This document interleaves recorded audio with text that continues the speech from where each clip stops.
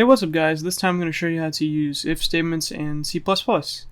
So up to this point we've been doing our code, our programs, in which it goes line by line. All the code is executed line by line, so if we have a bunch of code here, it's only going to go from top to bottom, just like that, and that's the only way our program could follow, right, to read our code. So when we introduce control flow to our program, which is the concept of if statements, switch statements, and a bunch of other stuff that can control the flow of our program, we can control which direction our program is going to execute, meaning we can control which lines are executed when, and just stuff like that. We don't have to do it top to bottom every single time. And so the most basic form of control flow is going to be the if statement, and the if statement is like really one of the fundamental parts of programming. It's really cool, and it lets you control the path that your program is going to take, okay? So it allows you to make decisions, basically. So depending on certain circumstances, your code will execute differently. So let me show you an example, okay? So first let's type if statements here, if statements which control the flow of your program, okay? And then now let's go ahead and get a integer here, so int age, and then let's get the age from the user. Let's ask the user for their age. So what's your age? Okay, and we'll just leave it like that. We're not going to add an inline on there because we're going to ask for their input at the end of the line. So age right there. So we're going to ask for their age, okay? And so once we grab their age, we want to check and see if they're older than 18 or at least 18, then they can have a beer, right? Or, well, it would be 21 realistically in America, but if they're at least 18, they can have a beer in our program. But if they're under 18, we can check and see if they're under 18, then they're not going to be able to have a beer, and we'll tell them that, okay? So basically, depending on what age the user is in our program, the program will execute differently, so it's pretty cool, right? And so we can do that with an if statement. So to make an if statement, we can go ahead and type if, and if you want to do it easily, just press tab after that, and then it's going to autocomplete for you. But we're just going to type it out, just for experience. So you want to get it ingrained in your head, right? So if, and then go to the next line and put one of these. And so what this is going to do is inside of here, this is where you put what's called your condition, and your condition is going to be either true or false. And the concept is basically that whenever this is true, whenever the thing inside of here is true, that means this whole block of code is going to be executed, meaning everything inside of here in between these two curly brackets will be executed, okay? So what is a condition? So we need to put a condition in here. And so like I said, conditions can be either true or false. So we can put true just like that. And that basically means that this will always execute no matter what, because it's true every single time, right? We're never changing this to anything else. So let's just try that out, okay? So let's put something inside of here so we can know if it executed correctly or not. So cout, let's try, oh wow, you are of legal age for a beer. Here you go. And we'll just pretend to give them a beer. Don't drink. Drinking is for losers, right guys? Haha. Oops, not that.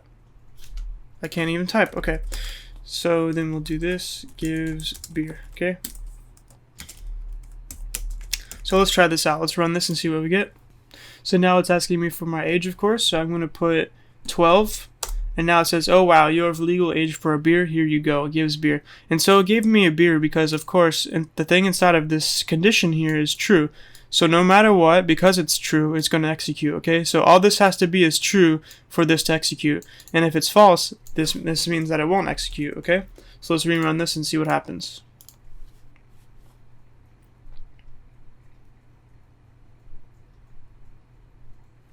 So let's put something else, 121, and nothing happens, right? So it doesn't execute now because it's false, so this will never execute. So now that we understand that the thing inside of here has to be true, we now want to put a condition in here that executes to either true or false depending on what the input it is, okay? So we can do it something like this. So there's many different things you could do, of course, whenever you're making a condition. There's many different circumstances. But for our circumstance, we're getting an input. So let's check and see if the input that they put inside of the program is going to be at least 18, right? So we're going to do age is greater than or equal to 18.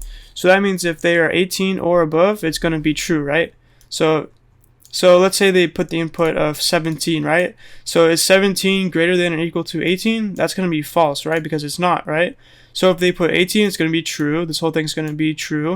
And if they put 19, this whole thing's going to be true, okay? If you want to see another video on how to do these types of statements here, if you're a little confused on how to do these, then just go ahead and leave that in the comment section below. I'll be glad to show you. But they're pretty simple. You're just doing, some simple like math operators and stuff like that. So anyway, let's try this out, see what we get. So we get, what is your age? And we're going to say 15.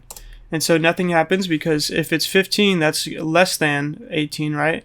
So it's going to be false. So let's try it again and try putting something at least 18, right? So let's try doing 19, right? So we'll do 19 and it says, oh wow, you are, oh, I accidentally got rid of it, but it worked, right? So that's how you make an if statement, right? It's very simple. All you got to do is put something in here that either comes out as true or false, and then if it's true, this will execute. If it's false, nothing will happen, right? But let's say we want something to happen if it's false. All we got to do is put an else statement. And what an else statement is, it's basically the code that is going to be executed if this is not executed. So if this does not execute, this will automatically execute right here, the else statement, right? So if this is true, this will execute. If this is false, this will execute. So anything inside of here will execute if this is false, right? So let's put something in here. We'll say cout, you are not old enough for a beer. Go away.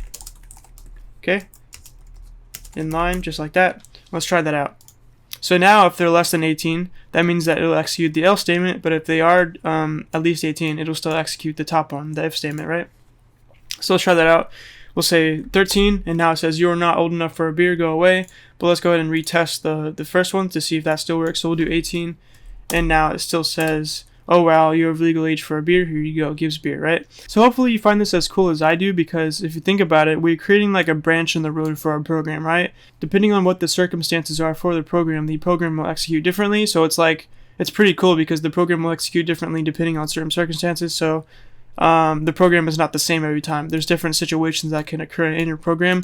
So it's like a fork in the road. You can either go left or you can go right. Pretty cool, right? So let's go ahead and show you another example of an if statement just to get some practice down. So another example. Let's do something simple. So let's create int number 3 like that. So we have a number that's equal to 3. So if number is greater than 0, then we're going to go ahead and say cout the number is positive. Boom, just like that. So the way this works is basically, well actually let's add an if statement here first. So is else, and it doesn't matter by the way if your curly bracket is on the same line as the else statement or the if statement, you can go ahead and do that. That's how I'm used to doing it with them whenever I'm doing Java programming. But for some reason C++ likes to have it on the next line. It doesn't actually matter. So you can do whatever you want, but it's just preference really. So you can put it on the next line just like that, or you can put it right there, okay? So anyway, let's put our code here. Let's go ahead and put cout the number is negative, okay? Or 0, right? Let's see. Alright, so basically the way this works is we have a number here, and we're going to check and see. If the number is bigger than 0, that means it's obviously going to be a positive number, because any number bigger than 0 is positive, right? So we're going to go ahead and output this number is positive. But if it's not bigger than 0, then it's going to be else, because it doesn't fit this condition, so it's going to go to the else statement, and it's going to say this number is negative or 0, because those are the other options, right? If it's not bigger than 0, then it has to be 0 or less than 0, obviously, right? So this will execute if that's true, or false in this case, because this is false, so this will execute instead. But you get the point, right? So let's go ahead and execute this and see what happens. It should say this number is positive, of course, because you know it's 3, right? So anyway, we have to still do the first one here. That still is there, so we have to execute that. So 13. So it says you are not old enough for a beer, go away. Then it says the number is positive, right? Because of course that's the next line, right? Anyway, that's pretty simple, right? That's just another example of how to use if statement. So the next part is nested if statements. And nested if statements are basically if statements that are inside of each other, right? So you can make your program even more advanced. You can control the direction of your program even more. So let's try something like this, right? So let's ask the user if they want a beer before we ask for their age, right? So if they say yes, then we're going to go ahead and ask for their age and execute this part here highlighted, right? But if they say no, then we're just going to say, okay, bye. Something like that, right? So we can have an if statement inside of if statement, and we can do that as many times as we want to. We can have as many if statements inside of each other, just whatever you want, okay? So anyway, let's just go ahead and ask them. Well, first we need a variable here to store the answer, so string answer, and now we're going to ask them if they want a beer or not, right? So answer just like that, and let's go ahead and ask them right here, do you want a beer? In line. Let's tell them to say yes or no. Yes or no. Okay. So now that we have that, now that we have taken the answer from the user, let's get their let's check and see what they they put, right? So we can do if answer is equal to yes. So if their answer is equal to yes, that means that they want a beer, right? So we're just going to go ahead and copy or cut this from here and put it inside of here. So now that they want a beer, we need to ask for their age and all the stuff we did before. And let's just leave the variable out here, of course. We don't have to. We can put it inside of here, but let's leave it out here because we don't have to. And then else, if they did not say yes, then we can go ahead and tell them cout. Okay, good choice. Bye. Okay, just like that. So they have chosen no or nothing. So if they choose anything other than yes, then it's going to be this one here, of course, right? Because that's the else statement, right?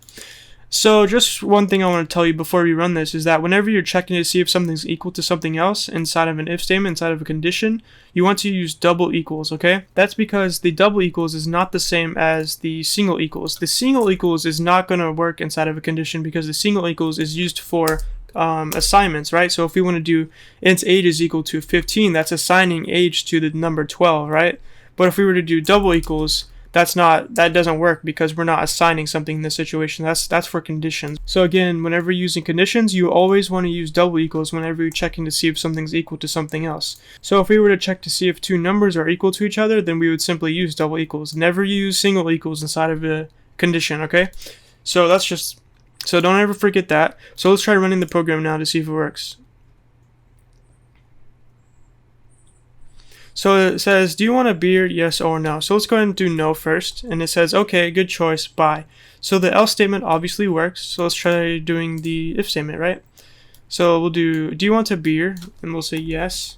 And it says, what is your age? So right off the bat, we can see that our program is executing differently than it did before since we answered yes. So it's going to go on a different path than it did before, right? So that's pretty cool.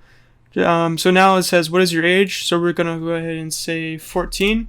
So it says, you're not old enough for a beer. Go away. So yeah, that's just how you do that. That's a nested if statement because we have one if statement inside of another if statement like that. Okay, so that's called nested if statements because it's like a nest. It's inside of each other, right? So the final thing I want to show you with if statements is how to have multiple conditions. So this is pretty cool. I like this. So we'll do multiple conditions, okay? Like that. So let's say we want to check for multiple things. We want to have multiple paths for our program to follow depending on the condition. So let's just go ahead and ask the user for a score. So if they're playing a game or something like that, we'll say, what score did you get? Like that.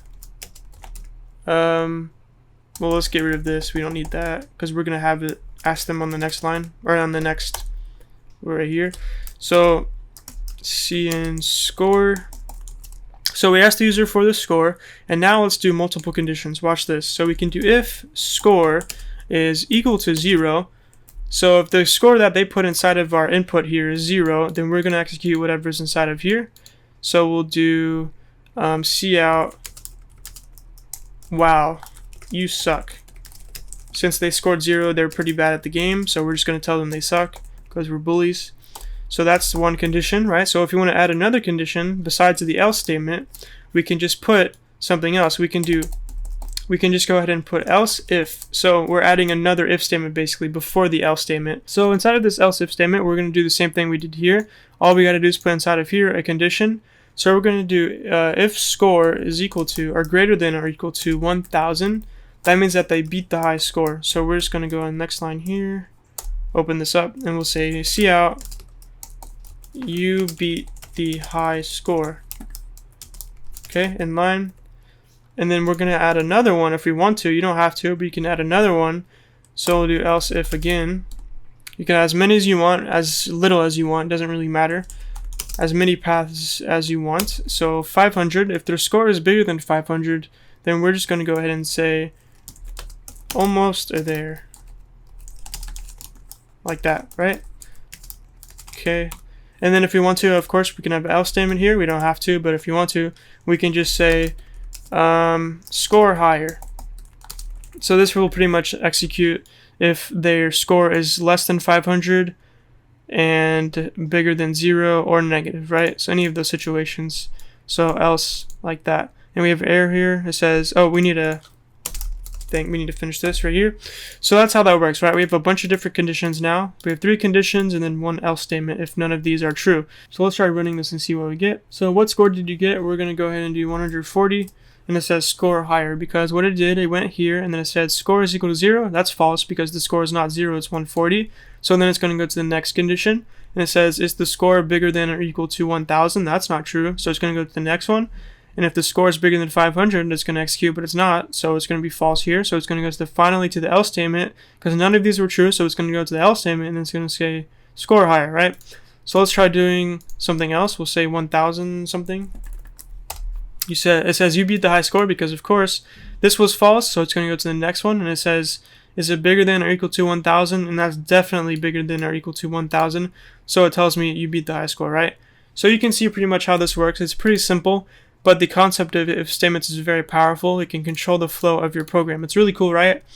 So hopefully you like that. Yeah, so it's very cool, and this is very important for programming, like I said. So yeah, that's it for if statements. I showed you everything you need to know for if statements. You got, regular if statements by itself, and then you got else statements, you got nested if statements, and then you have multiple conditions. You have everything you need to know. And so this is going to make your program even more advanced than it was before. It's really cool. So next episode, we're going to be moving on to switch statements, which are another way to control the flow of your program. They're very similar to if statements, you'll see. But if you have any questions about what I showed you today, then you can ask a question in the comment section below. I'll be glad to help you. Also, we have a Discord link in the description below, so make sure you click the link and then join our Discord and hang out with us, ask questions, whatever you want to do. Just make sure you do that. And finally, all the code from today's episode is going to be in the description below, so make sure you click the link, bookmark it for future use, and yeah. So if you like this video, leave a like. If you want to see more, subscribe, and peace.